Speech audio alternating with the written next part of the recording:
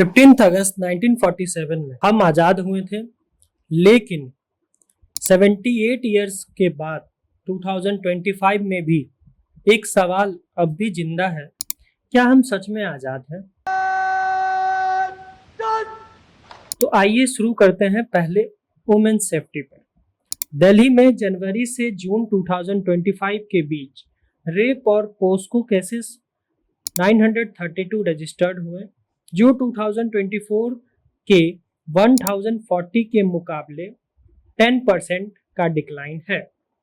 ये data times of India के द्वारा दिया गया है, लेकिन दिल्ली कोर्ट में रेप कन्विक्शन रेट सिर्फ 4.3% है, क्योंकि कई केसेस में विटनेस हॉस्टाइल हो जाते हैं या फॉल्स कंप्लेंट्स होती हैं। चलिए अब बात करते हैं हम लोग चाइल्ड मॉर्टेलिटी पर। इंडिया में चाइल्ड मॉर्टेलिटी में जबरदस्त इंप्रूवमेंट दिखाया है। अंडर 5 मॉर्टेलिटी रेट में 78% का गिरावट हुआ है। न्यू नेंटल मॉर्टेलिटी में 70% और इन्फेंट मॉर्टेलिटी में 71% का गिरावट हुआ है।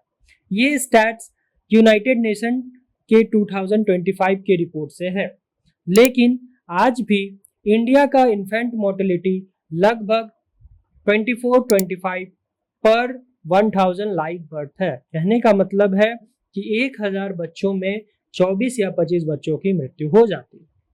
ये डेटा वर्ल्ड बैंक के मुताबिक 2023 में 24.5 था। तो मेरा सवाल है, कब तक ऐसे बच्चे मरते रहेंगे? चलिए अब बात करते हैं फार्मर सुसाइड पर। Unfortunately the times of India के मुताबिक 2025 में किसान की सुसाइड कंटिन्यू होते हुए महाराष्ट्र में 2635 फार्मर्स ने अपनी जान दे दी और सिर्फ 2025 के पहले 3 महीनों में 767 केस रिपोर्ट किए गए हैं। तो मेरा सवाल है कि ऐसे किसान कब तक मरते रहेंगे? थोड़ा इस पर भी सोचिए। आइए गौर करते हैं सैनिकों के बलिदान पर। 2025 में अब तक जम्मू एंड कश्मीर में इन्फ्लंटेशन या इनकाउंटर के दौरान 17 जवान शहीद हो चुके हैं। कब तक हमारे ऐसे सैनिक मरते रहेंगे? कब तक उनकी जान जाती रहेगी? तो हाँ, हमने काफी प्रोग्रेस की है। हम 4th लार्जेस्ट इकोनॉमी है।